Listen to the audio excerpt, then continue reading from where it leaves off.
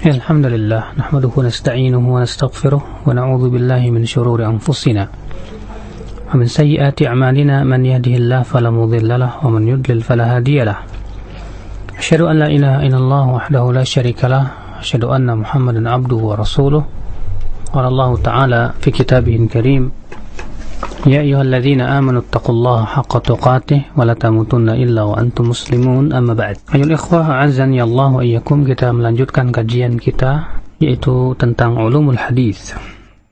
Kita masuk kepada pembahasan yaitu bahwa al-hasan atau hadis yang hasan itu mempunyai beberapa derajat, dan telah kita jelaskan apa itu hadis hasan. Di mana hadis hasan ada dua macam, yaitu ada hadis yang disebut dengan hasan li dzatihi dan hasan li ghairihi. Di mana hadis hasan adalah perbedaannya dengan hadis sahih hanya dalam satu permasalahan, yaitu yang berhubungan dengan kedhabitan perawi. Di mana telah kita jelaskan bahwa syarat hadis sahih yang pertama adalah harus bersambung sanadnya, dan sanad adalah rantai perawi. Yang kedua, ia diriwayatkan oleh perawi yang adil. Yang ketiga, diriwayatkan oleh perawi yang sempurna kedhabitannya. Yang keempat, hadis tersebut tidak boleh syadz. Dan yang kelima, yaitu tidak ada padanya illat. Nah, hadis hasan adalah yang memenuhi 5 syarat tadi, akan tetapi perbedaannya yaitu dalam masalah kedhabitan. Kalau hadis sahih itu ya perawinya sempurna kedhabitannya, ya penguasaan dia terhadap hadis. Sedangkan hadis hasan adalah perawi yang kurang kedhabitannya. Dia di bawah derajat daripada perawi thiqah, ya perawi yang sahih. Nah, hadis hasan ini ya juga berderajat-derajat sesuai dengan derajat perawi-perawinya tentunya. Berkata Imam Al-Hafidh Al-Dhahabi rahimahullah, fa'a'la maratibihi Bahz bin Hakim an abihi an jaddi wa Amr bin Shu'aib an abihi an jaddi wa Ibn Ishaq an Taimi. Martabatnya yang paling tinggi dari hadis hasan yaitu Bahz bin Hakim dari ayahnya, dari kakeknya. Ya, maksudnya apa? Ya, kalau kita mendapatkan dalam sebuah sanad bahwa ia berasal dari Bahz bin Hakim dari ayahnya, dari kakeknya, maka itu sanad yang hasan. Dengan syarat perawi dari Bahz, ya perawi yang meriwayatkan dari Bahz adalah ya bukan perawi yang lemah. Ya. Akan tetapi ia adalah perawi yang thiqah atau yang saduq. Demikian pula Amr bin Shu'aib dari ayahnya, dari kakeknya. Demikian pula Muhammad bin Ishaq an-Taimi, ya, dan yang lainnya. Kemudian derajat yang kedua adalah derajat yang masih diperselisihkan oleh para ulama apakah ia hasan atau dhaif, seperti Hajjaj bin Arta'ah, Asim bin Damrah, dan yang lainnya. Tentunya ya akhi, untuk mengetahui dan mengenal martabat seorang perawi itu perawi yang thiqah sehingga hadisnya sahih atau tidak, itu kita butuh penguasaan terhadap ilmu jarh wa ta'dil. Dan insyaallah nanti ya apabila telah sampai kepada waktunya, kita akan membahas ilmu tersebut untuk agar kita mengenal bagaimana ya para ulama menilai seorang perawi itu thiqah atau tidaknya. Ikhwatul Islam a'azzani Allah wa iyyakum, hadis hasan walaupun dia di bawah hadis sahih di dalam kekuatan, namun ia tetap hujjah dan wajib diamalkan di dalam masalah hukum maupun akidah. Berkata para ulama, al-hasan kas-sahih fil ihtijaj bih. Hasan itu sama dengan sahih di dalam masalah wajibnya berhujjah dengannya. Wa in kana dunahu fil quwwah, walaupun ia lebih kalau dalam masalah kekuatan ia di bawah hadis sahih. Ya, Oleh karena itu sebagian ulama ada yang memasukkan hadis hasan ini kepada macam hadis sahih, ya seperti Ibnu Hibban, Al-Hakim, Ibnu Khuzaimah, walaupun tentunya hadis hasan ini berbeda dengan hadis yang sahih. Ya.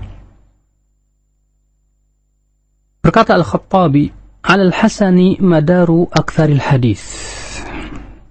Ya, kepada hadis hasan ini berporos kebanyakan hadis. Lianna ghalibal ahadits la tablughu rutbatas sahih. Ya, karena kata beliau kebanyakan hadis itu tidak sampai kepada derajat sahih. Wa amila bihi amatul fuqaha, dan seluruh para fuqaha mengamalkan hadis hasan. Wa qabilahu aktsarul ulama, dan mayoritas ulama menerimanya. Walaupun sebagian ahli hadis ada yang ekstrim, ya mereka menolak hadis yang hasan, akan tetapi ini madhab yang marjuh, yang lemah, ya. Sebagaimana diriwayatkan bahwa Ibnu Abi Hatim bertanya kepada ayahnya, ya bagaimana dengan hadis yang sanadnya hasan, apakah boleh dijadikan hujjah? Abu Hatim berkata tidak boleh. Akan tetapi yang rajih adalah pendapat jumhur. Ya was-shawab ma'al jumhur. Ya, lima bayyanahu Al-Khattabi, yang benar adalah pendapat jumhur bahwa hadis hasan itu adalah hadis yang wajib ya diamalkan dan wajib kita berhujjah dengannya. Akhal Islam a'azzani Allah wa iyyakum. Demikian pula apabila misalnya seorang perawi yang derajatnya hasan, bila menambahkan ya suatu tambahan lafaz yang tidak ditambahkan atau lafaz tersebut tidak diriwayatkan oleh para imam atau ulama-ulama lainnya, ya selama tambahan itu tidak meniadakan ya periwayatan yang ditambah, maka tetap diterima. Ya, ini adalah mazhab yang dirajihkan oleh Al-Hafidz Ibnu Hajar. Dan ini adalah pendapat yang sahih, di mana beliau berkata wa ziyadatu rawihima, ya tambahan yang ditambahkan oleh perawi yang berderajat sahih atau hasan, maqbulatun ma lam taqa munafiyatan li riwayati man huwa awthaq mimman lam yadhkur tilka ziyadah. Tetap bisa diterima selama tidak saling meniadakan dengan riwayat yang lebih thiqah darinya yang tidak menyebutkan tambahan tersebut. Ya.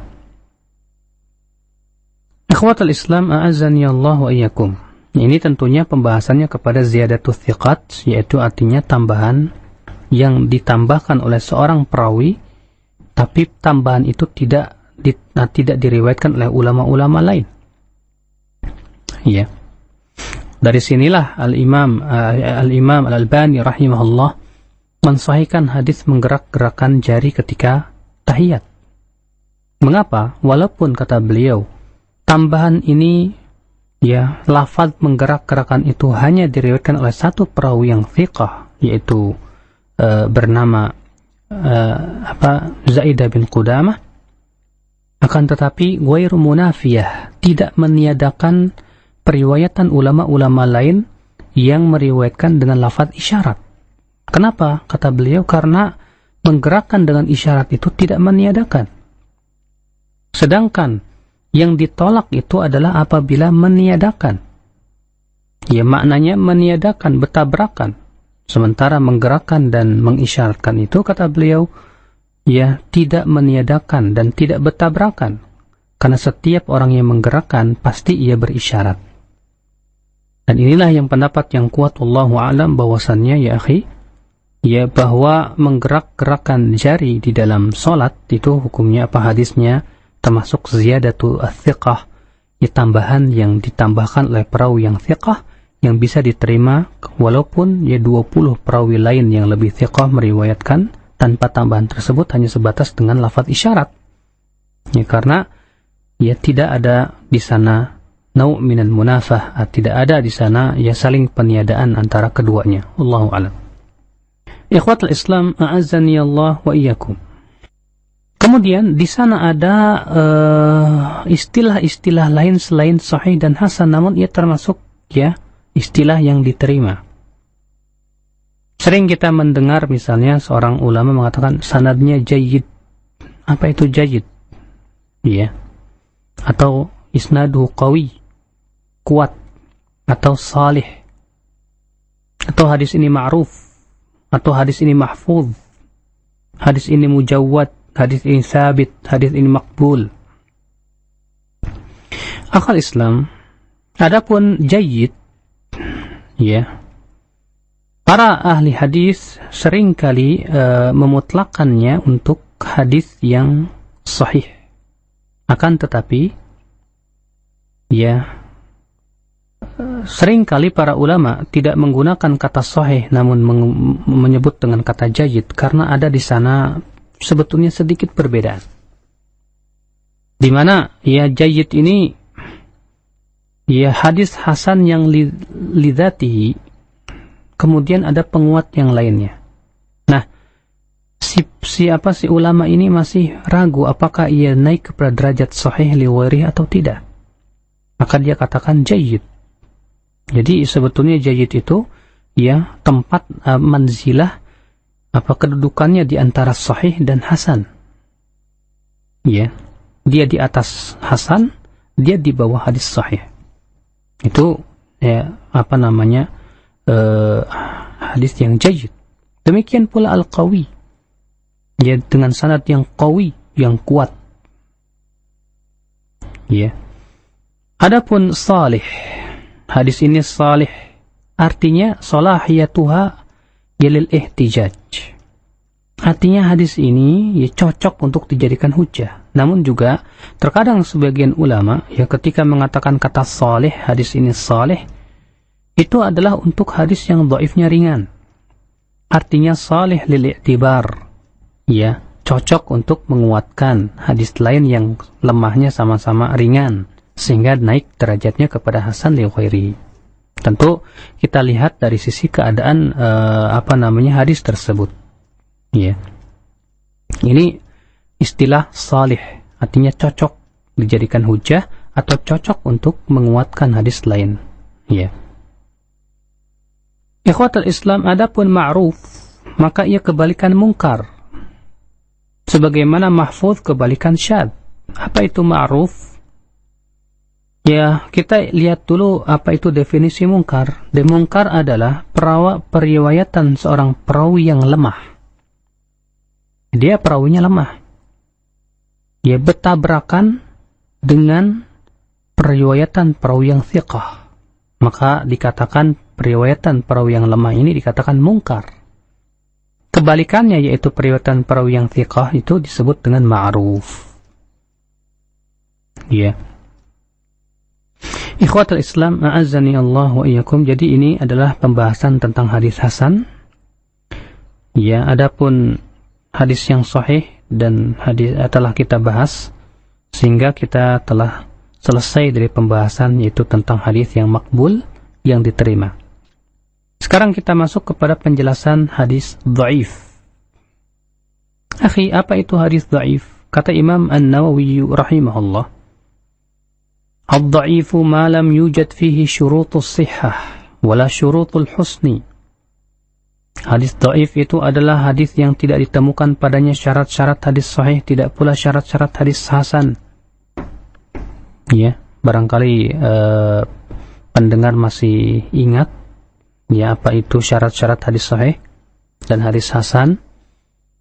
Ya, yang pertama sanadnya bersambung, yang kedua perawinya adil, yang ketiga untuk sahih sempurna kedhabitannya, adapun untuk hasan ya kurang kedhabitannya.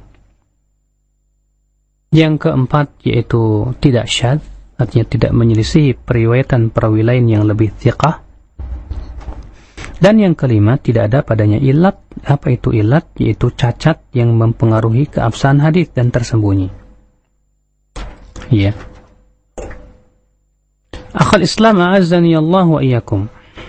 Nah, kalau ternyata syarat-syarat daripada hadis sahih dan hadis hasan ini salah satunya hilang, seperti misalnya sanadnya tidak bersambung, atau perawinya tidak adil, atau kurang tidak dhabit, ya, karena buruknya hafalan, atau banyak salahnya, fahishul ghalat, atau ternyata hadis itu syadz, ya, bertentangan atau menyelisihi periwayatan perawi lain yang lebih thiqah, atau ternyata hadis itu ada padanya ilat, cacat yang tersembunyi dan mempengaruhi keabsahan hadis, maka pada waktu itu dikatakan bahwa hadis itu dhaif. Ya, hadis itu dhaif.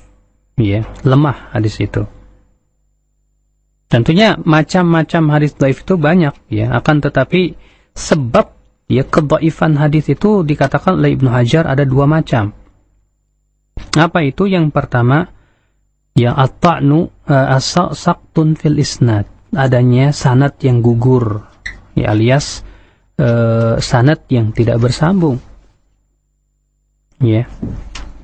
Yang kedua, yaitu karena ta'nun fil rawi, perawinya bermasalah, perawinya dianggap cacat oleh para ulama.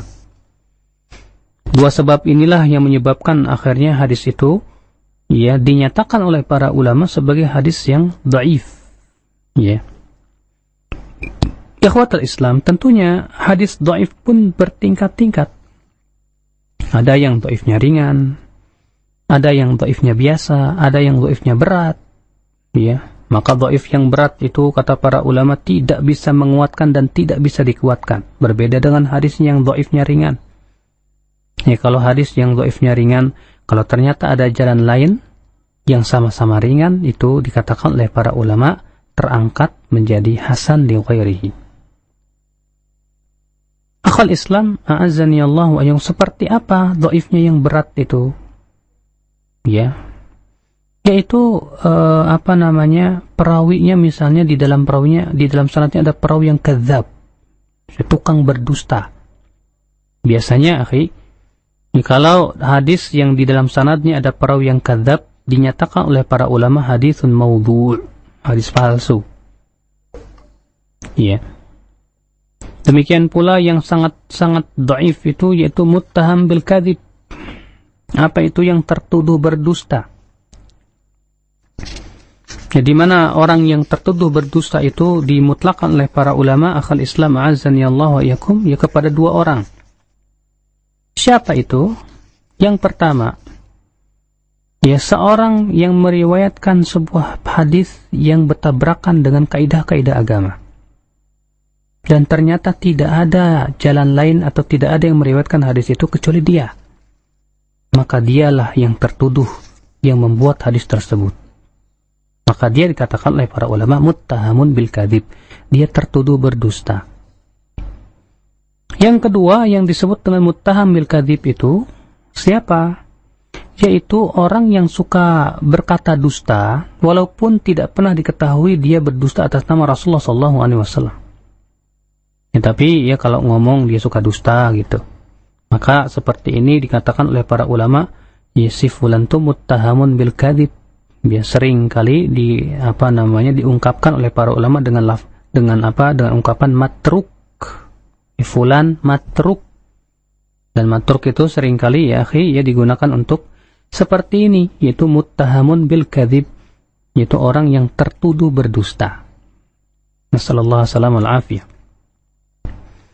Demikian pula akhi yang perawinya yang sangat dhaif seperti apa? Fahishul ghalat wal ghaflah, yaitu orang yang sangat banyak ya kesalahannya, kelalaiannya. Ya, ketika ia meriwayatnya dikumpulkan oleh para ulama ke periwayatan ternyata kesalahannya sangat banyak. Ya. Bahkan bisa jadi salahnya lebih banyak daripada benarnya. Maka seperti ini dikatakan oleh para ulama hadisnya mungkar. Ya, hadisnya mungkar. Dan hadis mungkar seperti ini apabila perawinya itu ada yang sangat banyak kesalahannya, misalnya ya dalam meriwayatkan hadis, itu sangat dhaif juga, ya sangat lemah. Ya. Ikhwatal iman, demikian pula orang yang berbuat fasik berupa dosa besar. Nah, itu termasuk perawi yang dhaif tentunya. Ada juga perawi yang lemahnya ringan, dhaifnya ringan. Seperti apa? Ya, dikatakan oleh para ulama seperti misalnya perawi yang buruk hafalannya. Perawi yang buruk hafalannya ya seperti itu bisa dhaifnya ringan. Ya. Karena yang namanya sayyi'ul hifadz ketika didefinisikan oleh para ulama, orang yang buruk hafalannya itu artinya malam yatarajjah ya janibu sidqihi ala khata'ihi. Ya, sisi benarnya itu tidak lebih kuat daripada sisi salahnya, artinya sama-sama seimbang. Sehingga dalam keadaan seimbang seperti ini berarti apa? Ya, hadis dhaif yang ringan ini menghasilkan keraguan. Antara benar dan salahnya itu seimbang, 50-50. Sedangkan sesuatu yang meragukan itu, akhi, ya tidak boleh dijadikan hujah. Sebagaimana Rasulullah SAW bersabda, "Da'ma yaribuka ila ma la yaribuk." Tinggalkan yang meragukan kamu dan ya kepada apa yang sesuatu yang tidak meragukan kamu. Makanya hadis dhaif itu hanya ya menghasilkan syak, menghasilkan dhannun marjuh, dugaan yang lemah. Ya, tidak menghasilkan dugaan yang kuat. Dan dugaan yang lemah dengan kesepakatan para ulama tidak boleh diamalkan. Ya. Ikhwatul Islam, a'azzani Allah wa iyyakum. Nah, kalau ternyata perawi tersebut dhaifnya sangat dhaif, ya, seperti dia suka berdusta, atau dia fasik, atau dia sangat banyak salahnya, hadza la yanjabir bi ta'addudi turuqihi, maka dia tidak bisa menjadi kuat dengan banyaknya jalan, tidak bisa menguatkan yang lain. Artinya dia tidak bisa dikuatkan, tidak bisa menguatkan. Pokoknya hadis sangat dhaif seperti ini, ya tidak bisa dipakai. Ya. Namun kalau ternyata hadisnya sangat lemah, ringannya, kelemahannya ringan, bukan kelemahan yang berat. Seperti misalnya perawi yang mastur. Siapa itu mastur? Yaitu majhul hal. Apa itu majhul hal? Yaitu perawi yang tidak ada yang meriwayatkan darinya kecuali 2 orang, dan tidak ada yang memuji, tidak pula ada yang mencela. Nah, ya para ulama memasukkan derajat majhul atau majhul hal mastur itu adalah kepada derajat ya dhaif yang ringan. Demikian pula sayyi'ul hifadz yang buruk hafalannya sebagaimana saya sebutkan tadi, akhi. Ya, nah, kalau ternyata kita memeriksa hadis jalannya, saya mau periksa nih jalan-jalan hadis ini. Ternyata ada 3 jalan atau 2 jalan misalnya. Jalan yang pertama ada padanya perawi yang lemah namun lemahnya ringan. Jalan yang kedua ternyata juga ada perawi yang lemah tapi lemahnya ringan juga. Maka pada waktu itu kata para ulama ini saling menguatkan sehingga hadis itu bisa naik kepada derajat hasan li ghairihi. Ya. Berkata Al-Imam As-Sakhawi dalam Fathul Mughith, "Innal hasan li ghairihi yulhaqu fima yuhtajju bih, lakin fima takthuru turuquhu." Ya, sesungguhnya hasan li ghairihi itu adalah termasuk wajib dijadikan hujah, harus dijadikan hujah, akan tetapi kalau hasan li ghairi itu adalah untuk yang banyak jalannya. Al-Imam An-Nawawi juga mengatakan, wa hadhihi wa in kanat asanid mufradatuha dha'ifah fa majmu'uha yuqawwi ba'daha ba'dha. Ini walaupun sanad-sanadnya masing-masing itu lemah, namun lemahnya ringan sehingga akhirnya ya bisa menguatkan salah satu sama lainnya dan naik kepada derajat hasan. Ya, demikian akhi, azani Allah wa iyyakum. Makanya itulah pentingnya kita kalau memeriksa sanad itu hadis itu ya dikumpulkan dulu sanad-sanadnya. Ya, supaya sehingga pada waktu itu bisa saling menguatkan tatkala kita memeriksa ternyata sanadnya lemahnya semuanya ringan. Ikhwatal Islam, a'azzani Allah wa iyyakum. Ya. Seperti misalnya juga hadis mursal dinyatakan oleh para ulama bahwa ia adalah sanadnya lemahnya ringan. Apa itu mursal nanti akan dibahas. Demikian pula hadis munqati yang terputus sanadnya. Ya, itu juga termasuk yang sanadnya lemahnya ringan ya akhi. Ya, kalau ternyata misalnya ada jalan lain yang sama-sama juga lemahnya ringan, maka pada waktu itu naik kepada derajat ya hasan li ghairi. Ikhwatal Islam, a'azzani Allah wa iyyakum. Di sini ya, beliau membawakan perkataan Imam Muslim tentang masalah menjarah para perawi. Ya, menyingkap keadaan para perawi. Kata Al-Imam An-Nawawi rahimahullah, "I'lam anna jarhar ruwati jaizun bal wajibun bil ittifaq lil darurati da'iyati ilaih li siyanati syari'atil mukarramah wa laysa huwa min al-ghibatil muharramah bal min an-nasihati lillahi ta'ala wa rasulihi sallallahu alaihi wasallam wal muslimin wa lam yazal fudala'ul a'immah wa akhyaruhum wa ahlul wari' minhum yaf'aluna dhalik." Kata Al-Imam An-Nawawi, ketahuilah bahwa ya menjarah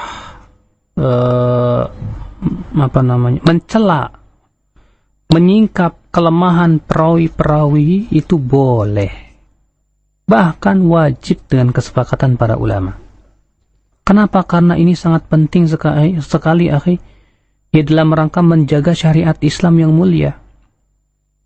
Ya, maka dari itu ya para ulama dahulu memperbincangkan si fulan ini lemah hafalannya, si fulan ini ya suka mencuri hadis, si fulan ini suka memutarbalikan hadis, ya, si fulan ini ya kadzab, tukang dusta dan yang lainnya. Walaysa huwa min ghibatil muharramah, kata beliau. Itu tidak termasuk ghibah yang diharamkan. Justru itu termasuk nasihat untuk Allah dan Rasulnya dan kaum muslimin. Coba bayangkan akhi, kalau misalnya para ulama tidak berbicara tentang perawi hadis, si fulan dhaif, si fulan thiqah, bagaimana kita akan mengetahui ya derajat suatu hadis apakah sahih atau tidak? Makanya ya, alhamdulillah dengan adanya para ulama yang berbicara tentang perawi-perawi hadis, si fulan thiqah, si fulan dhaif dan yang lainnya, dari situ kita bisa mengetahui ya hadis tersebut sahih atau tidak. Imam Muslim ya juga telah berbicara tentang beberapa ulama atau kelompok di antara mereka dalam muqaddimah sahihnya. Kata beliau, wa ashbahu ma dzakarna min kalami ahli al-ilmi fi muttahami ruwatil hadis wa akhbarihim an ma'ajibihim. Kathirun yatulul kitabu bizikrihi ala istiqsa'ihi. Ya, dan yang lain-lainnya, kata beliau, yang kami telah sebutkan dari perkataan para ulama ketika menuduh perawi-perawi hadis dan khabar-khabar mereka dan menyebutkan aib-aib para perawi tersebut dalam rangka membela syariat. Kalau disebutkan semuanya, kata beliau, mungkin buku ini akan menjadi sangat panjang sekali. Ya. Wa innama, kata beliau, alzamu anfusahum al-kashfa an ma'ayibi ruwatil hadith wa naqil akhbar wa aftau bidzalika hina su'ilu lima fihi min azimil khatar idil akhbaru fi amrid din innama ta'ti bi tahlilin aw tahrim aw amrin aw nahyin aw targhibin aw tarhib. Ya, para ulama berusaha untuk menyingkap aib-aib perawi-perawi hadis itu. Kenapa? Karena ini permasalahan yang sangat penting sekali. Ya, dengan para ulama mengetahui, oh si fulan ini suka mencuri hadis, oh si fulan melakukan tadlis, oh si fulan suka memursalkan hadis, oh si fulan begini dan begitu. Ya, apa itu tidak penting? Wallahi penting sekali akhi. Ya, kenapa? Karena hadis-hadis itu ya dalam masalah agama itu dengan hadis-hadis itu kita bisa mengetahui hukumnya halal atau haram, apakah perintah atau larangan atau anjuran. Ya, makanya subhanallah, ya keutamaan yang Allah berikan kepada agama ini akhi, yaitu dengan adanya ya ini sanad-sanad hadis, sehingga sanad-sanad itu bisa kita periksa akan kesahihannya. Ya, kata beliau, fa idza kana ar-rawi laha laysa bima'dinin lis-sidqi wal amanah thumma aqdama ala riwayati 'inda man qad 'arafa wa lam yubayyin ma fihi li ghairihi mimman jahila ma'rifatahu kana athiman bi fi'lihi dhalik ghashan li 'awamil muslimin. Kalau ternyata kita menemukan hadis ini perawinya ya tidak saduk alias dhaif, ya, lalu ia sampaikan kepada masyarakat dan tidak menjelaskan ya bahwasanya hadis ini ada padanya perawi yang lemah, kata Imam Muslim, kana athiman bi fi'lihi dzalik, maka dia berdosa ya karena ia menyembunyikan. Ia telah mencurangi kaum muslimin yang awam itu. Kasihan ya, terkadang subhanallah enak aja ya seorang ustadz atau kiai bawa hadis, barangkali ustadznya atau kiainya sendiri nggak tahu kalau hadis itu dhaif atau hadisnya palsu atau yang lainnya, atau dia tahu tapi kemudian disembunyikan kedhaifannya karena kebetulan memang sesuai dengan selera dan hawa nafsunya. Maka ya akhi, orang ini ya kiai-kiai atau ustadz-ustadz seperti ini termasuk mencurangi orang-orang awam. Kasihan orang awam itu ya. Idh la yu'man ala ba'dhi man sami'a tilkal akhbar an yasta'milaha atau yasta'mila ba'daha. Karena kata beliau, kalau dibiarkan dia menyampaikan hadis dhaif tanpa menjelaskan kedhaifannya, barangkali orang yang mendengarnya akan segera mengamalkannya. Apalagi kalau misalnya ternyata hadis itu Masya Allah ya dianggap bagus gitu ya. Wala'allaha aw aktsaruha akadzib la asla laha. Ya, padahal barangkali kata beliau hadis-hadis yang tersebar di masyarakat itu kebanyakan ternyata dusta, tidak ada asalnya. Ya sahih. Di banyak ya kaum muslimin terutama di Indonesia ini tidak sadar kalau hadis yang dia pakai selama ini ternyata banyak yang tidak sahih. Ya, seperti misalnya doa mau makan, Allahumma barik lana fima razaqtana wa qina adzabannar, pada hadisnya dhaif. Yang sahih cuma bismillah. Ya, dari kecil dididik dengan hadis dhaif.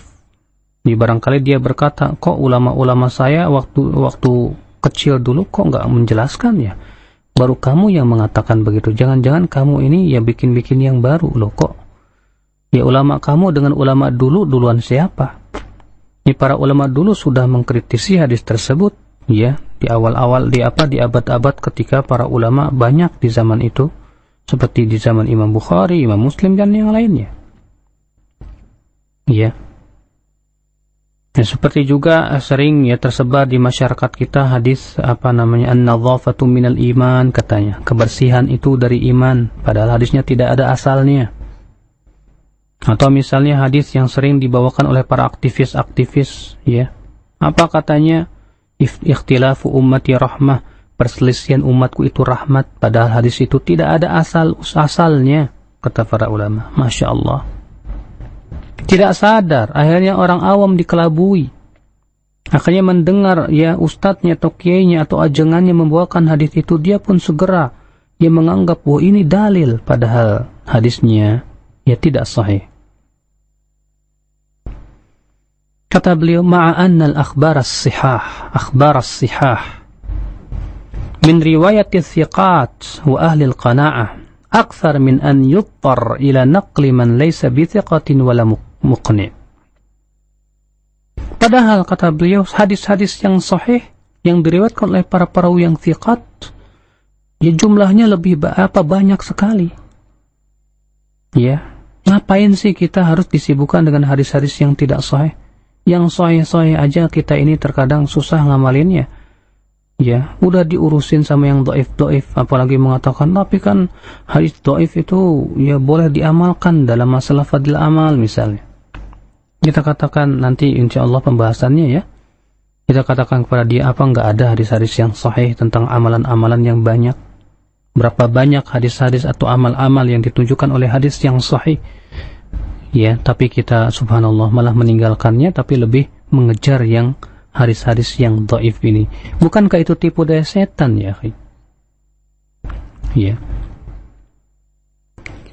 Ikhwatul Islam, azani Allah wa iyyakum.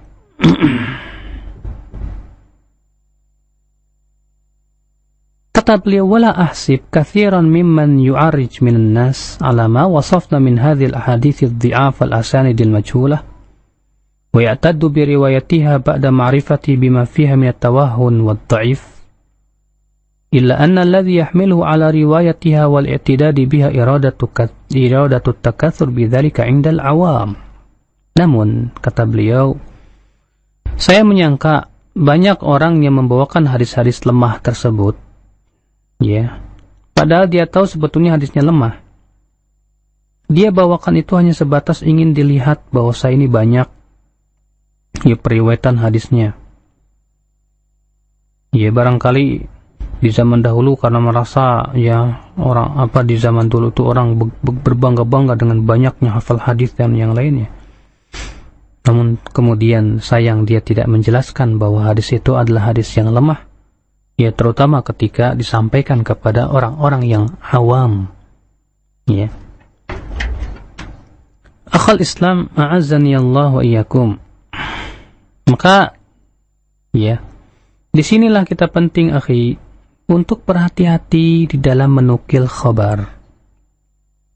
Bukankah Allah berfirman, ya ayyuhalladzina amanu in ja'akum fasiqun binaba'in fatabayyanu. Hai orang-orang yang beriman, kalau datang orang fasik membawa berita, maka periksa dulu dengan teliti. Kalau itu kabar-kabar yang dibawa orang fasik, bagaimana kabar-kabar itu berhubungan dengan masalah agama kita ya akhi? Hadis-hadis yang sampai kepada kita harus kita periksa ya sebelum kita amalkan, terutama masalah ibadah. Jangan sampai kemudian kita beribadah kepada Allah ya akhi dengan hadis yang lemah itu. Ya, padahal Rasulullah SAW bersabda, "Man haddatsa anni bihaditsin yura annahu kadzibun fahuwa ahadul kadzibin." Siapa yang menyampaikan dariku suatu hadis yang masih ya diragukan apakah itu dusta atau bukan, maka ia termasuk orang yang berdusta. Kalau masih diragukan saja nggak boleh disampaikan, bagaimana kalau ternyata jelas-jelas kita yakin bahwa hadis itu dusta? Ya. Maka dari itu Rasulullah SAW bersabda dalam hadis yang diriwayatkan Muslim, "Sayakunu fi akhiri ummati unasun yuhadditsunakum bima lam tasma'u antum wala aba'ukum. Fa'iyyakum wa iyyahum la yudhillunakum wa la yaftinunakum." Nanti akan ada di akhir umatku orang-orang yang menyampaikan hadis-hadis yang tidak pernah kalian mendengar, tidak pula bapak-bapak kalian mendengarnya yang bahwa hadis itu sahih. Ya. Maka hati-hati kalian dari mereka itu. Jangan sampai mereka menyesatkan kamu dan jangan memfitnah kamu. Hati-hati kata Rasulullah dari hadis-hadis yang seperti ini. Ya. Kita ini terkadang cuma mendengar dari bapak-bapak kita, nenek moyang kita, pokoknya hadisnya ya dhaif juga hadis katanya. Masya Allah. Ya, seharusnya kita tanya ya kepada ahlinya, Ustadz atau Pak, ya atau Kiai, ya gimana sih hadis ini sahih apa tidak? Tolong dijelaskan kenapa hadis itu lemah, kenapa hadis itu sahih. Beritahu saya supaya saya bisa beramal dengan penuh keyakinan dan tidak dipermainkan oleh orang-orang yang ingin mencari ketenaran. Nasallallahu as-salamata wal afiyah.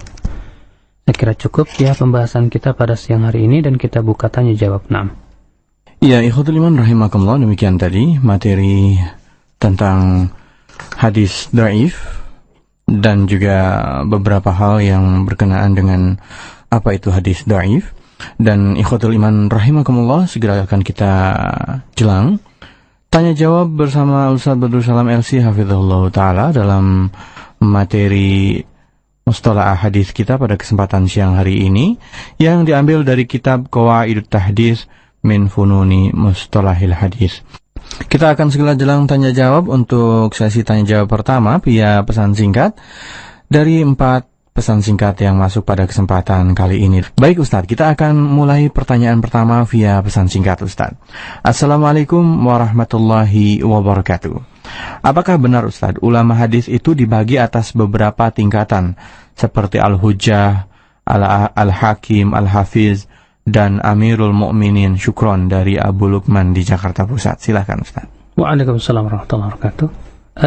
Memang ya, para ulama dibagi sesuai dengan tingkatan pengetahuan mereka dan luasnya keilmuan mereka. diberikan kepada mereka gelar-gelar yang sesuai dengan tentunya keilmuan mereka. Seperti Al-Hafidh itu dikhususkan buat mereka yang hafal 100.000 hadis lebih.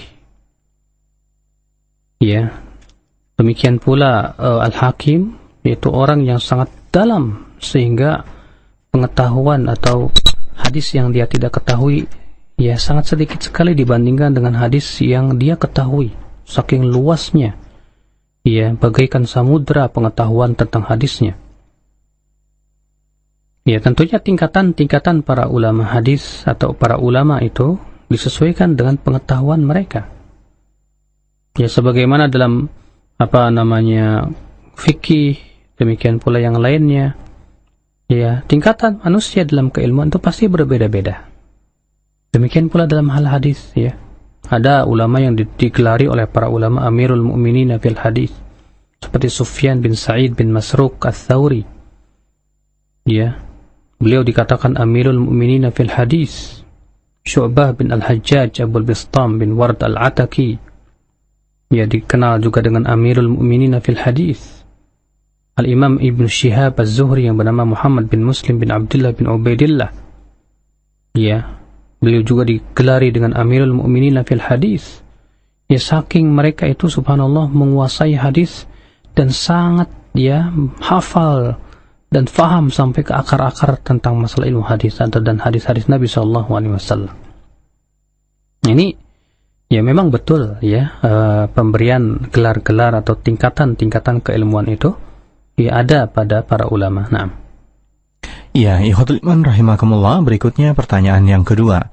Ada pertanyaan yang kedua, maksud kami dari ikhwan kita Abu Ifra dari kota Juang, Biren, Nangro, Aceh, Darussalam. Masya Allah Alhamdulillah, siaran kita dapat didengarkan saat ini via telepon fleksi dan juga via satelit sehingga bisa didengarkan di seluruh kota di Indonesia. Baik, kita akan bacakan dari Abu Ifra di Nangro, Aceh, Darussalam. Assalamualaikum Ustadz, bagaimana kami yang awam ini dapat mengetahui sebuah hadis dhaif dan riwayat siapa? Maksud kami, dan riwayat siapa sajakah Ustadz hadis tentang memuliakan anak yatim dan menyantuni anak yatim? Jadi ada dua pertanyaan Ustadz, jazakumullah khair. Silahkan Ustadz. Tentunya orang awam, kewajiban mereka sebagaimana firman Allah Subhanahu wa taala, fasalu ahla dzikri in kuntum la ta'lamun, kata Allah. Tanyalah kepada ahlinya jika kamu tidak tahu. Berarti kewajiban orang awam tanya kepada ahli, orang-orang yang betul-betul faham tentang hadis Nabi SAW. Bisa misalnya Bapak membeli kitab-kitab Syekh Albani rahimahullah, seperti silsilah hadis sahihah, silsilah hadis dhaifah. Lihat bagaimana Syekh Albani rahimahullah menghukumi apakah hadis itu sahih atau dhaif misalnya. Dari orang-orang yang telah diakui keilmuan hadisnya oleh para ulama. Nah, ini kewajiban orang awam, yaitu bertanya dan mengikuti para ulama. Adapun perintah untuk mengasihi anak yatim, itu hadisnya dikutip oleh Bukhari dan Muslim.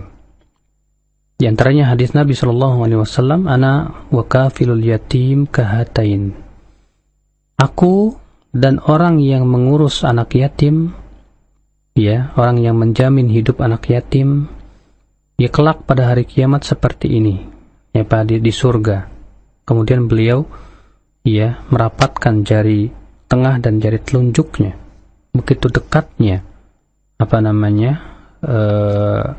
kedudukan orang seperti ini di sisi Rasulullah SAW. Dan ini menunjukkan pahala yang sangat besar sekali. Ikhwatul iman rahimakumullah, kita akan berlanjut pada pertanyaan dari pesan singkat yang berikutnya. Kita ambil pesan singkat yang datang dari seorang hamba Allah yang tanpa nama dan untuk para pendengar yang melakukan Allah Subhanahu wa taala, hendaknya untuk Anda yang bertanya diusahakan semaksimal mungkin untuk bisa menemukan mencantumkan nama maksud kami. Assalamualaikum, ketika terjadi khilaf ulama seperti Syekh Albani dan Syekh Mukbil dalam hadis menggerakkan jari, bolehkah kita meyakini di antara salah satunya? Katanya, silakan Ustaz. ya terjadinya ikhtilaf, perbedaan pendapat dalam menilai hadis itu tidak hanya sebatas di zaman ini, sudah ada di zaman dahulu. Ya, seperti misalnya Syekhul Islam Ibnu Taimiyah rahimahullah memberikan contoh. Ada hadis yang didhaifkan oleh Imam Tirmidzi tapi disahihkan oleh Imam Bukhari.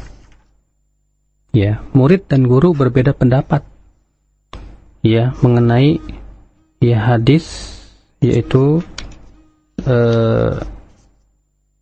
ibghini ahjaran astanfidh bihinna. Ketika Rasulullah bersabda kepada Ibnu Mas'ud, tolong carikan ya beberapa batu agar aku bisa cebok dengannya. Maka Ibnu Mas'ud datang membawa 2 batu dan 1 kotoran atau ya kotoran unta, kotoran keledai. Maka Rasulullah mengambil 2 buah batu dan membuang kotoran itu dan bersabda, ini adalah najis. Imam Tirmidzi mendhaifkan hadis ini, sementara Imam Bukhari mengatakan hadis ini sahih. Ya, karena beliau meriwayatkan dari jalan lain yang tidak diketahui oleh Imam At-Tirmidzi rahimahullah.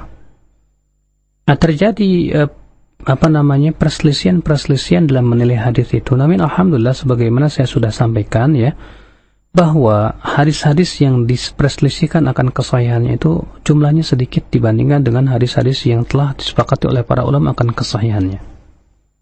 Ini ya termasuk karunia nikmat yang Allah berikan kepada kita. Nah, seperti misalnya hadis tadi menggerakkan jari, Syekh Albani mengatakan sahih, Syekh Mukbil mengatakan dhaif. Ya, karena perbedaan persepsi dalam menilai suatu hadis itu syadz seperti apa. Maka bolehkah kita mengambil salah satunya? Boleh. Ya.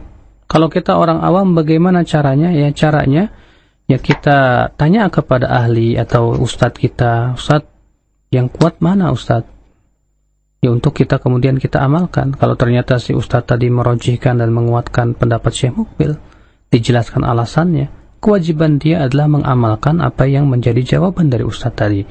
Karena Allah Subhanahu wa taala berfirman, "Fas'alu ahla dzikri in kuntum la ta'lamun." Tanya kepada ahlinya jika kamu tidak tahu. Tapi kemudian setelah dia terus belajar, kemudian melihat, oh ternyata ya hujah Syekh Al-Albani lebih kuat, maka ya pada waktu itu dia kembali atau merujuk kepada yang paling kuat tentunya. Nah. Ya, baik ikhwatul iman rahimakumullah, masih di sesi pertanyaan via pesan singkat. Pertanyaan yang keempat juga datang dari hamba Allah, pendengar kita tanpa nama di pesan singkat kami.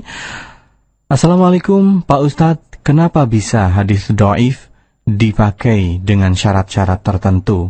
Bukankah itu sama dengan menyampaikan kebohongan katanya? Silakan Ustadz. Memang terjadi ikhtilaf, tapi ini sebetulnya belum masuk ya. Mungkin itu pelajaran minggu depan, tapi tidak apa-apa. Ikhtilaf para ulama tentang apakah hadis dhaif boleh diamalkan atau tidak. Setelah para ulama semua bersepakat bahwa ya dalam masalah hukum dan akidah, hadis dhaif itu tidak boleh dipakai dan tidak boleh diamalkan. Yang menjadi perselisihan itu hanya sebatas masalah fadilah amal.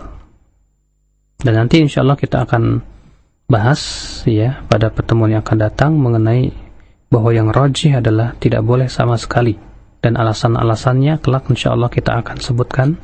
Tinggal Bapak sabar aja menunggu. Nah. Baik, ikhwatul iman rahimakumullah, sudah masuk penelpon kita yang pertama. Kita akan segera angkat. Iya. Halo, Assalamualaikum. Waalaikumsalam. Dari siapa di mana? Dari Abu Mesa di Cikarang. Abu Mesa di Cikarang, silahkan. Ya. Assalamualaikum Ustaz. Waalaikumsalam warahmatullahi. Mau nanya ini Ustaz, masalah mensikapi mana yang lebih roji antara kedua hadis sahih gitu Ustaz ya. Karena kan suka ada yang bilang misalnya ini juga sahih, ini sahih, syarat-syarat untuk menetapkan itu roji bagaimana Ustaz? Itu saja Ustaz. Assalamualaikum warahmatullahi wabarakatuh. Waalaikumsalam warahmatullahi wabarakatuh. Silakan Ustaz. Kalau ternyata dua-dua hadisnya sahih, masing-masing mereka berhujah dengan hadis yang sahih, nah ini masuknya kepada batasan ilmu usul fiqh. Karena disebutkan dalam usul fiqh itu bagaimana tata cara mentarjih. turuqut tarjih, dan itu tidak masuk dalam ulumul hadis, ya.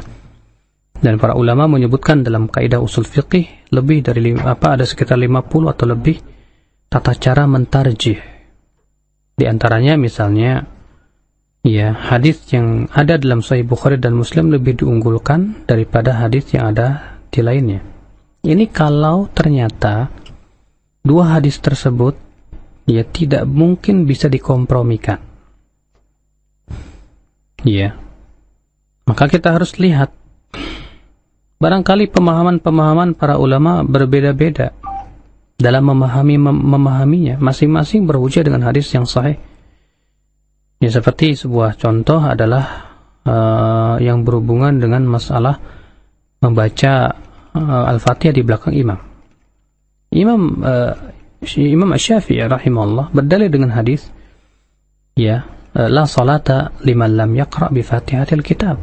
Tidak ada salat, tidak sah salat liman lam yaqra, untuk siapa yang tidak membaca di Al-Fatihah. Untuk siapa saja, baik makmum maupun imam. Hadis ini dan hadis ini sahih.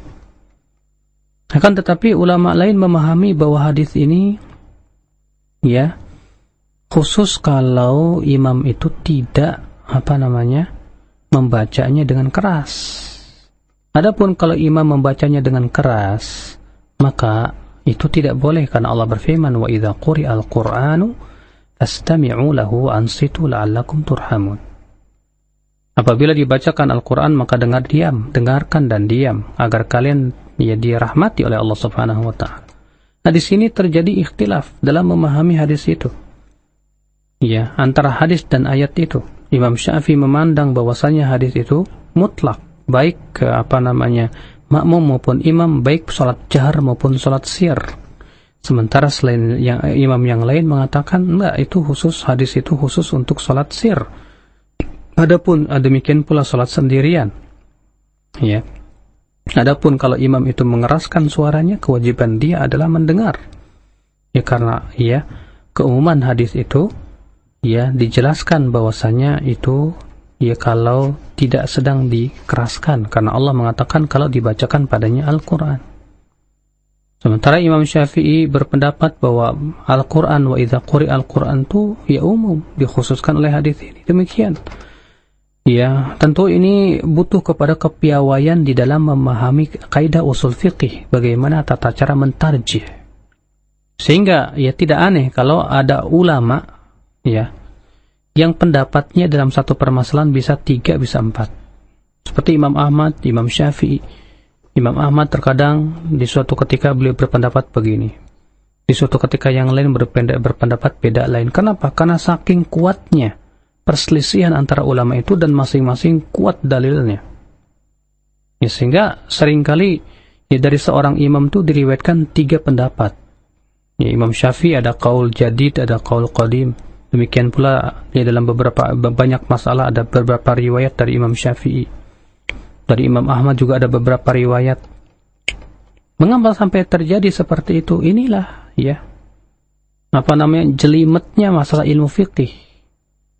Ya, karena dalil-dalilnya sama-sama kuat, sehingga seorang ulama itu, ya, terkadang merojikan begini, terkadang merojikan itu. Allahu a'lam.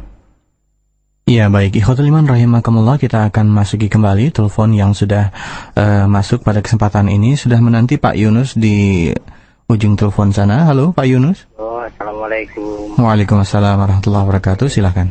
Mau tanya, ini saya soal celana itu.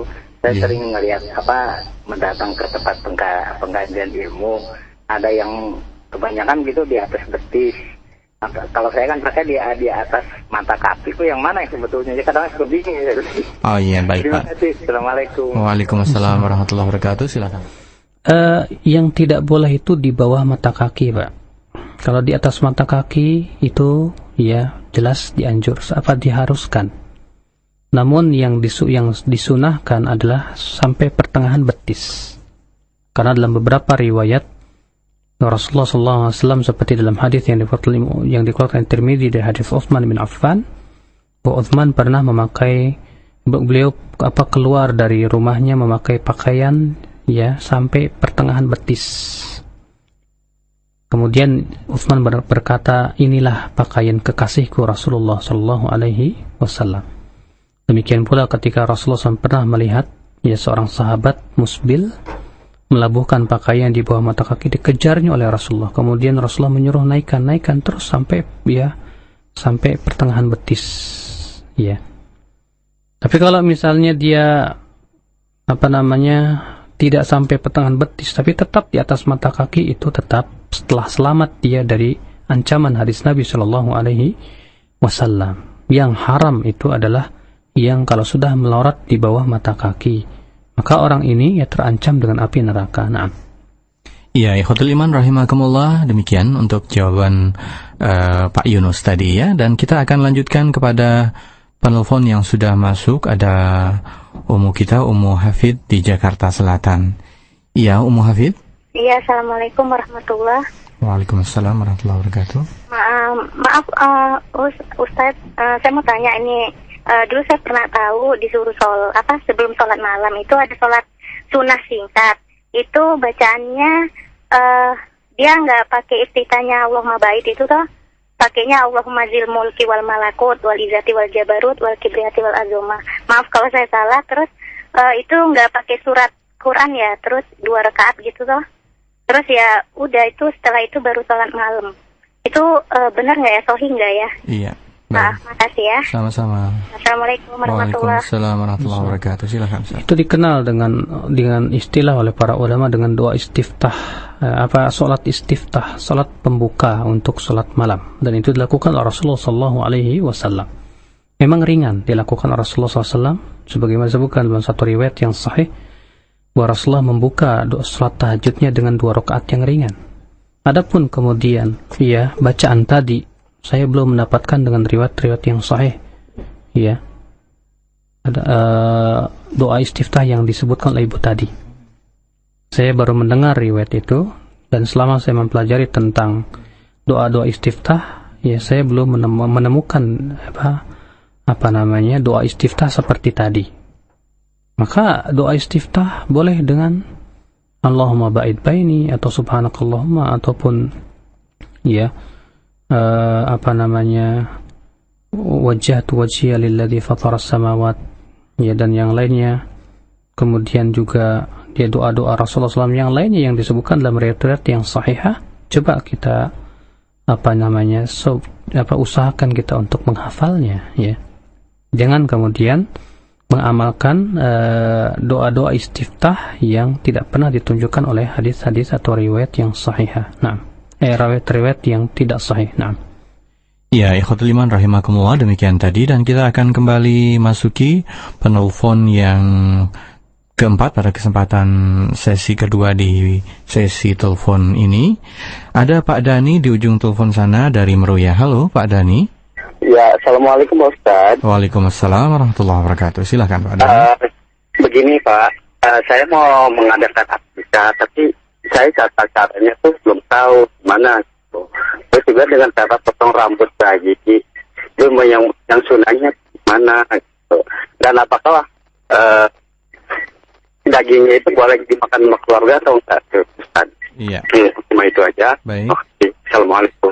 Waalaikumsalam warahmatullahi wabarakatuh. Silakan Ustaz. Akikah, disyariatkan di hari yang ke-7. Sebagaimana ditunjukkan dalam hadis yang sahih yang dikeluarkan oleh Imam Abu Daud dan yang lainnya, bahwasannya Rasulullah SAW bersabda, bahwa anak itu diakikahkan pada hari ke-7-nya.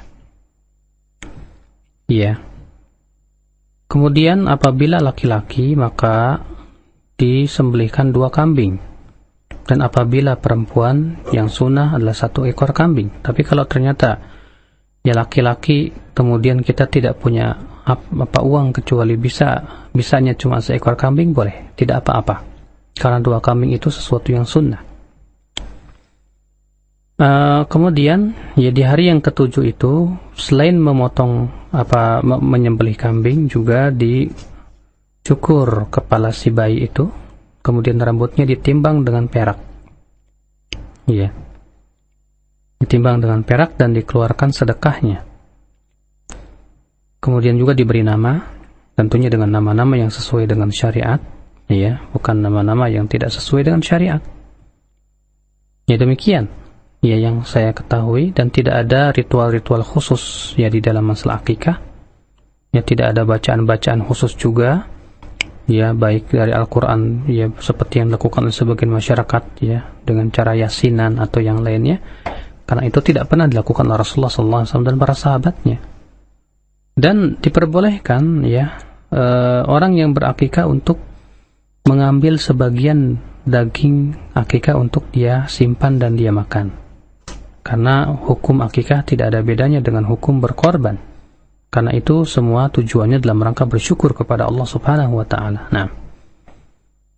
Ya, ikhwatul iman rahimakumullah, kita akan berlanjut kepada sesi kedua dari pesan singkat yang datang, dan jazakumullah khair, sudah banyak sekali ini pesan singkat yang ada di meja siar.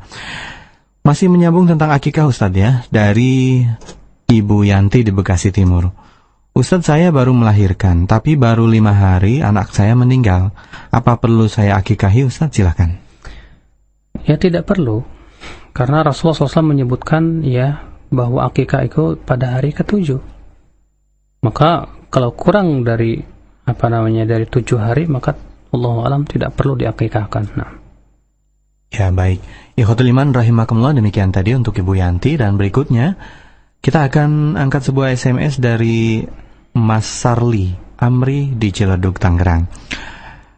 Assalamualaikum warahmatullahi wabarakatuh. Ustadz, apakah periwayatan hadis saat ini masih memerlukan ijazah dan syahadah Ustadz dari seorang musnid? Katanya. Syukran, silakan Ustadz. Di zaman ini akhi, periwayatan hadis berbeda dengan di zaman asrul riwayah, di zaman-zaman periwayatan ya, seperti di zaman Bukhari dan Muslim. Karena ya di zaman dahulu betul-betul sangat diperhatikan sekali ya tentang gurunya, perawinya, dan tata cara menyampaikan daripada hadis itu. Karena di zaman itu memang disebut dengan asrul riwayah, zaman periwayatan. Ya, namun ketika para ulama sudah memaktubkan atau menulis hadis-hadis dalam kitab-kitab, ya, dan semakin kemari semakin panjang ya sanad, maka para ulama mengatakan bahwa ya, pemeriksaan sanad itu ya selesai atau berakhir pada abad ke-5 Hijriah. Setelah itu para ulama ya sanad-sanad ya setelah itu tidak lagi diperiksa seperti sampai di zaman sekarang, karena di zaman ini Masya Allah sangat jarang, apa bahkan tidak ada ya perawi yang thiqah atau hafalannya seperti ulama terdahulu. Makanya kata para ulama di zaman ini hanya sebatas melestarikan sanad saja, baik dengan berbentuk ijazah atau syahadah dari seorang musnid, orang yang mempunyai sanad ya, untuk memberikannya. Akan tetapi di zaman sekarang itu sanad itu bukan sebagai sebuah keistimewaan seperti zaman dulu. Ya, di zaman sekarang itu kalau ada orang punya sanad, dan harus kita pahami tidak setiap orang yang punya sanad itu dijamin bahwa dia itu akan benar pemikirannya atau ya benar agamanya. Jangankan kita di zaman ini, di zaman dahulu saja ketika asrul riwayah ya zaman periwayatan, ya berapa banyak perawi-perawi yang meriwayatkan hadis Nabi SAW yang dinyatakan oleh para ulama bahwa dia ahli bid'ah. Aban bin Taghlib, dia seorang perawi yang saduk tapi dia seorang Syiah. Ya. Demikian pula ya Al-Imam Abdul Razzaq bin Hammam As-San'ani, beliau condong kepada Syiah, tapi Syiah di zaman dahulu beda ya.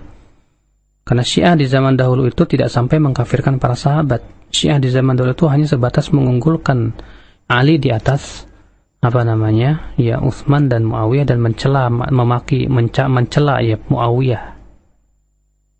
Itu Syiah di zaman dahulu.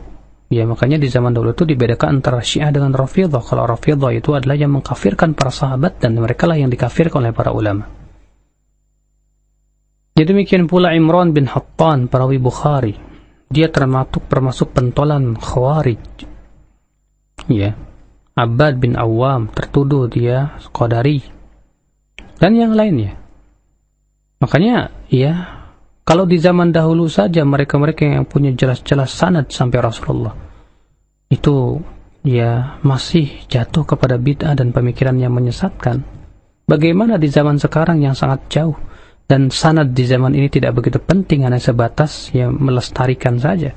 Karena kewajiban kita sekarang ini hanya sebatas melihat sanad-sanad yang ada dalam kitab-kitab para ulama. Cukup kita rujuk ke kitab Tirmidzi, kita periksa sanadnya dari Tirmidzi sampai Rasulullah, Abu Daud, Nasai, Ibnu Majah, Imam At-Tabrani, Al-Baihaqi, Ad-Daraqutni, Imam Ahmad bin Hanbal, dan yang lainnya. Kitab-kitab para ulama hadis alhamdulillah sudah lengkap. Tinggal kita menilai, ya, mencari dan meliti, ya, sanad-sanad yang ada dalam kitab-kitab tersebut. Nah, ya, para pendengar yang dimuliakan Allah Subhanahu wa taala, kembali kita masuki pertanyaan via pesan singkat yang sudah masuk dari Uhti An-Nisa di Cijantung. Assalamualaikum warahmatullahi wabarakatuh, Ustaz. Ana mau tanya bagaimana tips agar kita mudah dalam menghafal dan memahami hadis yang kita pelajari, Ustaz. Syukron, katanya. Silakan. Bagaimana tips ya supaya bisa mudah menghafalkan hadis? Tipsnya yang pertama, ya, ada keinginan yang kuat dan semangat. Sebab kalau keinginannya tidak kuat dan tidak punya semangat, bagaimana dia akan mau menghafalkan hadis? Yang kedua, cinta yang sangat ya kepada hadis dan ilmunya. Sebab orang yang begitu sangat cinta kepada suatu ilmu, biasanya dia akan bersungguh-sungguh dan mudah akhirnya dia untuk berusaha untuk menghafal dan yang lainnya, memahaminya. Beda dengan orang yang kurang rasa cintanya atau kurang ya keinginannya kepada itu. Terlebih kalau cinta itu didukung oleh hobi, ya, keinginan dia, hobinya adalah terhadap ilmu hadis. Makanya para ulama terdahulu tidak aneh, seperti Imam Bukhari, Imam Muslim, Imam Tirmidzi dan yang lainnya, karena memang hobinya mereka hadis.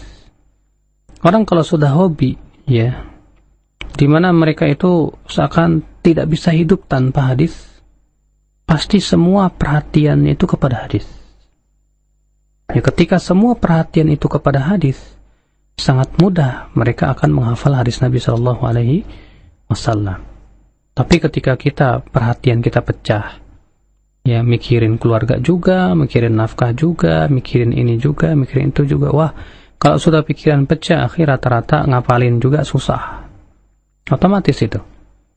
Ya, makanya terutama bagi mereka yang masih ya sendiri, ya, baik wanita maupun perempuan, kesungguhan mereka harus betul-betul dipergunakan itu untuk menghafal hadis Nabi SAW dan Al-Quran Karim tentunya.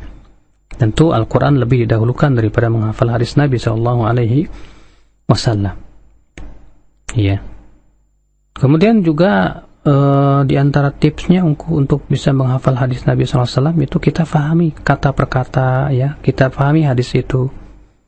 Itu juga membantu. Ya, di antaranya juga ya, para ulama dahulu terkadang mengkonsumsi makanan-makanan yang bisa memperkuat hafalan. Iya, seperti madu dan yang lainnya, itu juga membantu memperkuat hafalan seperti bekam dan yang lainnya.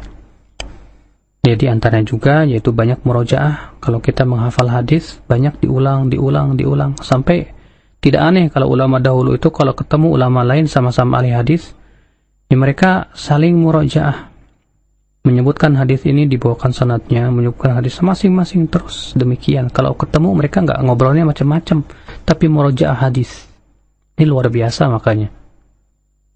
Ya, selain tentunya meninggalkan maksiat karena itu bisa merusak hafalan, ya, dan ya kesungguhan yang sebagaimana saya sebutkan tadi. Nah, iya, baik, ikhwatul iman rahimakumullah, masih di pesan singkat yang masuk, dan untuk Anda yang ingin bertanya via telepon, silakan Anda bersiap-siap.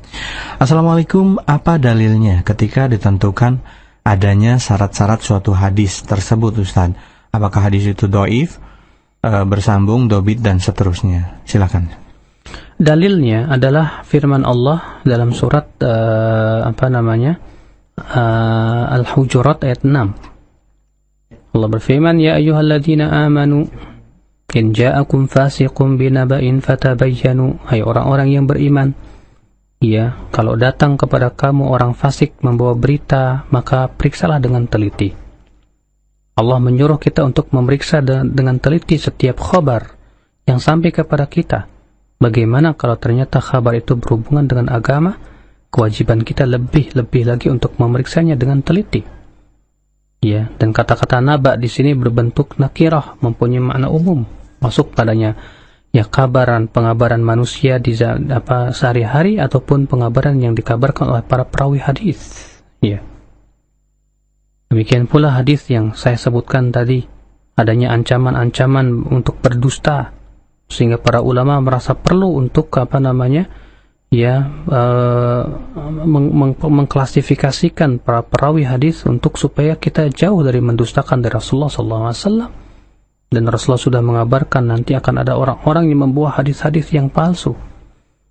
Ini semua diisyaratkan oleh Rasulullah. Di antaranya juga hadis Rasulullah sabda, yahmilu hadzal ilma min kulli khalafin uduluhu, yang membawa ilmu ini di setiap generasinya hendaknya yang adilnya. Artinya kalau tidak adil tidak boleh diterima. Dan hadis-hadis yang lain yang anjuran untuk berhati-hati di dalam menerima khabar dan kewajiban kita untuk memeriksa hadis-hadis Nabi Sallallahu Alaihi Wasallam. Dan itu alhamdulillah sudah dimulai oleh para sahabat, terutama di zaman Umar. Iya.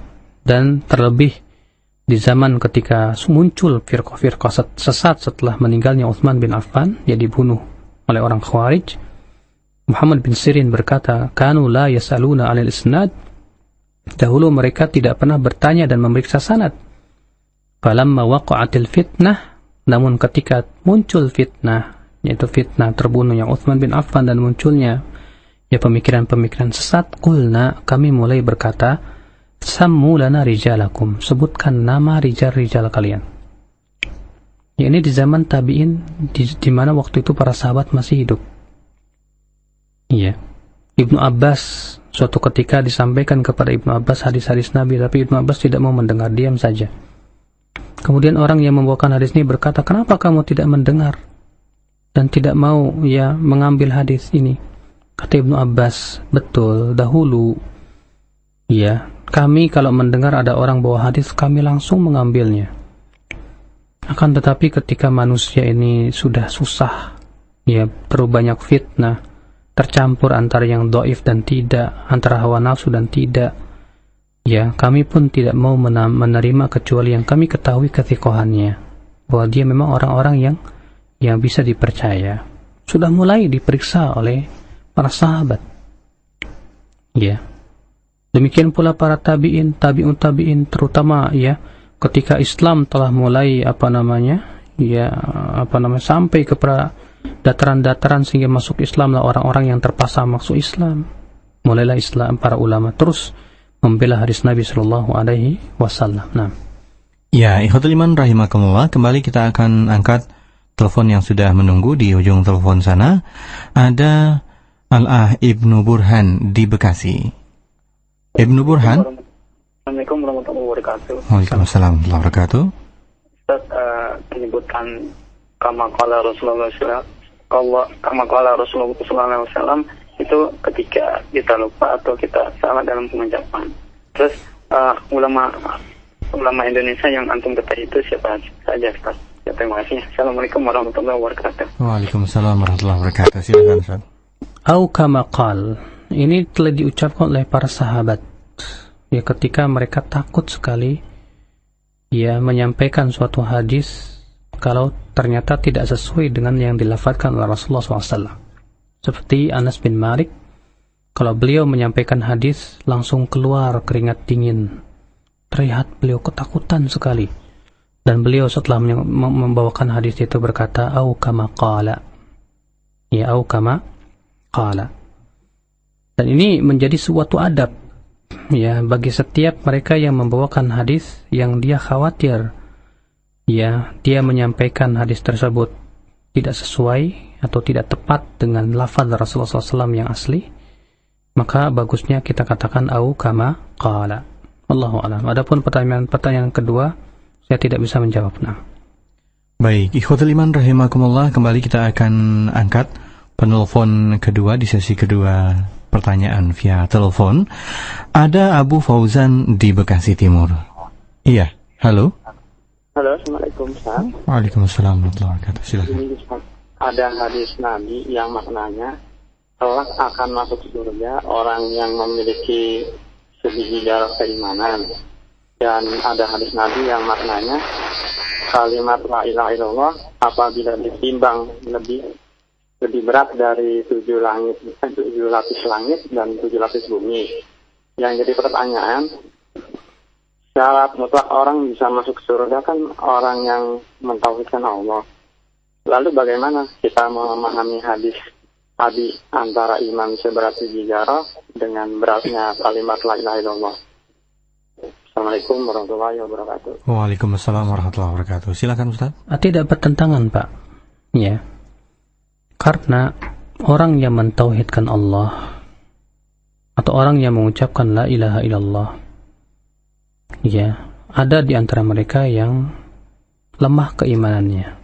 Sangat lemah keimanan mereka.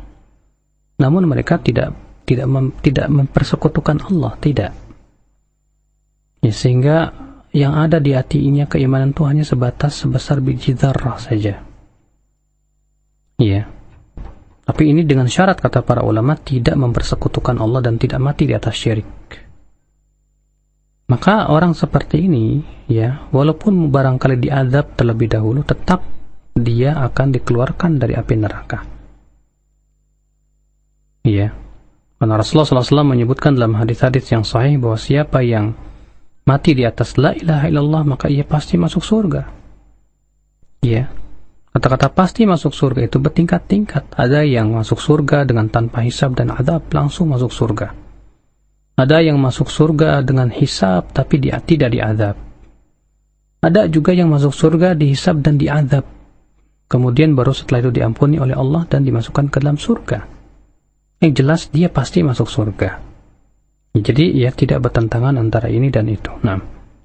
Ya, ikhwatul iman rahimakumullah, telah masuk dan menunggu Abu Fauzan di Bekasi Timur via telepon. Silahkan. Assalamualaikum. Waalaikumsalam warahmatullahi wabarakatuh. Silahkan. Anak mau bertanya, apakah anak yang lahir di luar nikah termasuk anak yatim, dan dalam kandungan berapa bulankah yang boleh dinasabkan ke bapaknya kalau pasangan ini dinikahkan? Iya. Ya. Baik, terima kasih. Iya, mohon maaf tadi dari Abu Lukman ya. Silakan Ustaz. Pertanyaan-pertanyaan fikih ini tanyakan langsung ke Dr. Muhammad Arifin Badri pada sesinya tersendiri ya. Gitu. Iya, baik. Baik, ikhwatul iman rahimakumullah, silakan bagi Anda yang ingin masuk via telepon, masih ada satu kesempatan di sesi yang kedua via telepon ini, dan kalau Anda tidak mengambil kesempatan ini, kita akan kembali angkat penelpon yang masuk via pesan singkat ya. Baik, ikhwatul iman rahimakumullah, untuk informasi untuk Anda yang masuk di Radio Roja dan mungkin baru bergabung, mohon diketahui bahwa jika Anda ingin SMS, Anda silahkan SMS di 0819896543. Ya, jika Anda ingin masuk di telepon, Anda bisa masuk di 8236543. Baik, sudah ada penelpon yang masuk, kita akan angkat. Halo, Assalamualaikum. Waalaikumsalam warahmatullahi wabarakatuh. Dengan siapa di mana? Dengan Umi Gondur ini. Ya, silakan. Iya, ini Pak Ustadz, saya mau menanyakan tentang penjelasan hadis yang mengikuti pemerintah dalam penetapan hari raya. Karena ada subhat di Radio Roja di Yahudi dalam menyampaikan hadis yang membuat perbedaan antara umat.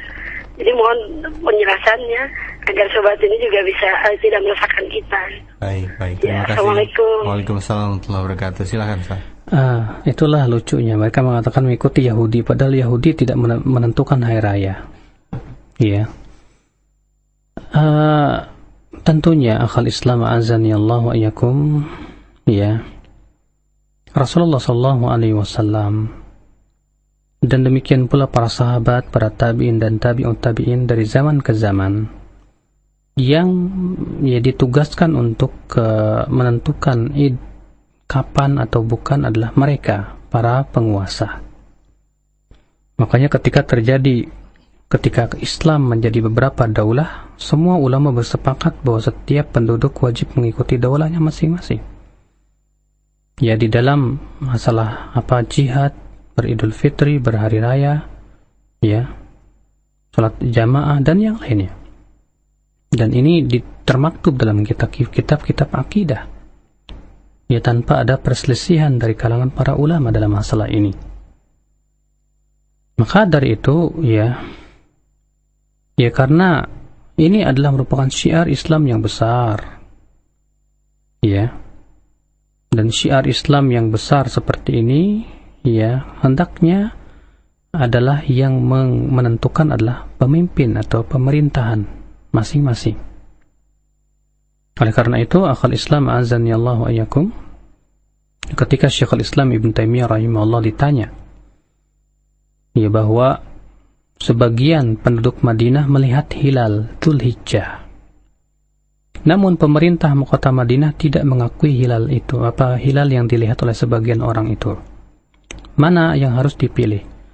Apakah ya berpuasa Arafah itu bersama, ya, pemimpin atau pemerintah kota Madinah yang, ya, tampaknya itu tanggal 9 padahal sebetulnya itu tanggal 10? Ataukah, ya, mereka masing-masing yang melihat hilal itu mengamalkan sesuai dengan apa yang ia lihat?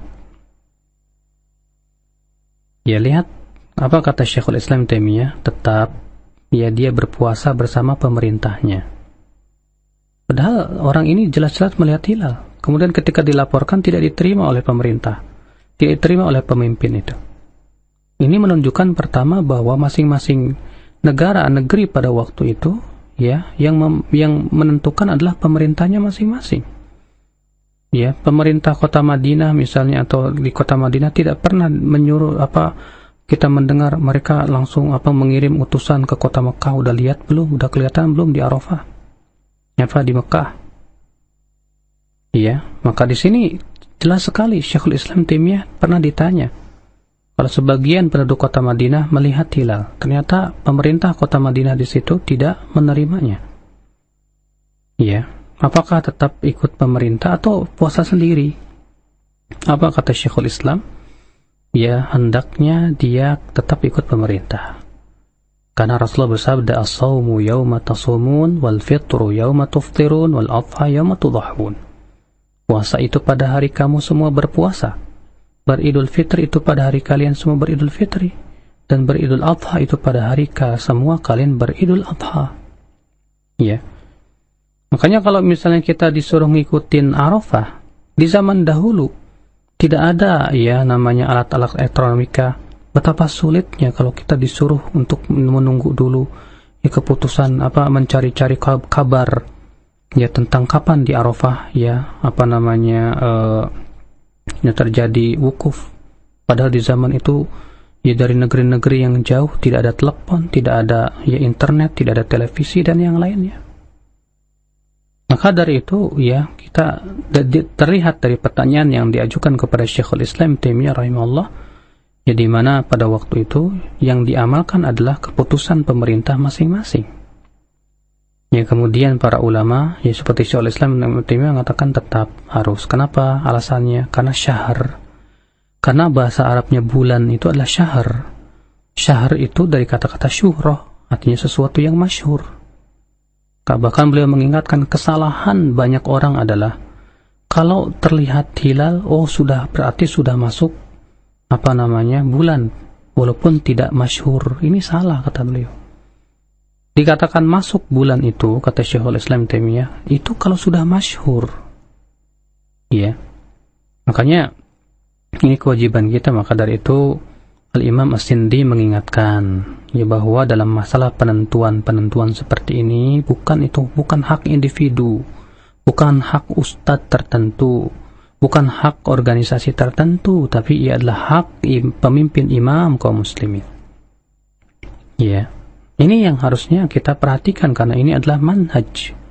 Ini masalah perkara yang, ya, yang saya lihat para ulama semua, ya, menyatakan bahwasanya kewajiban kita adalah beridul fitri atau beridul adha dan yang lainnya, ya, berjihad dan yang lain bersama pemimpin kaum muslimin walaupun mereka walaupun mereka berbuat zalim. Nah, Ya, ikhwatul iman rahimakumullah, sayang sekali waktu kita membatasi pertemuan kita pada kesempatan siang menjelang sore hari ini, dan senang sekali bersama Anda pada kesempatan siang hari ini. Mungkin dari Ustadz ada beberapa kesimpulan yang ingin disampaikan dari pelajaran kita yang mulia ini, Ustadz, silakan. Yang jelas ya bahwa hadis hasan adalah hadis ya yang wajib kita amalkan dan adalah hujjah, walaupun ia di bawah dari sisi kekuatan di bawah hadis sahih. Dan tentunya juga telah kita sebutkan bahwa hadis hasan itu berderajat-derajat, dan bahwasanya hadis dhaif adalah hadis yang harus kita jauhi ya, karena ia hanya menghasilkan dugaan yang lemah ya, sehingga pada waktu itu kita tidak boleh mengamalkan dugaan-dugaan yang lemah. Ini saja yang bisa saya sampaikan. Mudah-mudahan apa yang saya sampaikan bermanfaat untuk diri saya dan para pendengar sekalian. Subhanakallahumma bihamdika asyhadu an la ilaha illa anta astaghfiruka wa atubu ilaik. Wassalamualaikum warahmatullahi wabarakatuh. Waalaikumsalam warahmatullahi wabarakatuh. Para pendengar Roja dimanapun Anda berada, alhamdulillah pada kesempatan ini sudah kita selesaikan bersama-sama kajian Mustalahul Hadis dari kitab yang kita bahas bersama dengan judul kitab Qawaidut Tahdits min Fununi Mustalahul Hadis. Ikhwatul iman rahimakumullah, untuk Anda yang pada kesempatan tadi banyak berkirim pesan singkat, tentunya kami ucapkan permohonan maaf karena tidak semua pesan singkat yang Anda kirimkan bisa kita jawab dan bisa kita ketengahkan karena tentunya keterbatasan waktu dan ruang. Ikhwatul iman rahimakumullah, jazakumullah khair juga kepada Anda yang tadi berusaha untuk menelpon tapi tidak masuk, tentunya karena keterbatasan line telepon yang ada, dan insyaallah taala mudah-mudahan pada kesempatan mendatang Anda bisa masuk di line telepon kami. Dan tentunya kita ucapkan jazakumullahu khairan kepada Ustaz Badrussalam LC hafizahullah taala, mudah-mudahan ilmu yang beliau sampaikan dari kajian Mustalahul Hadis pada kesempatan siang ini dan kesempatan-kesempatan yang lalu juga kesempatan yang akan datang bermanfaat bagi kita semua dan menjadi keberkahan bagi kita, beliau dan juga keluarga beliau. Ikhwatul iman rahimakumullah, demikian saja kepada kesempatan siang hari ini. Apa yang benar datang dari Allah Subhanahu wa taala, yang salah dari kekhilafan diri kami.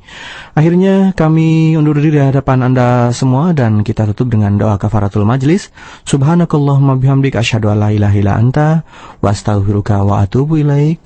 Wa sallallahu ala nabiyyina Muhammadin. Wassalamualaikum warahmatullahi wabarakatuh.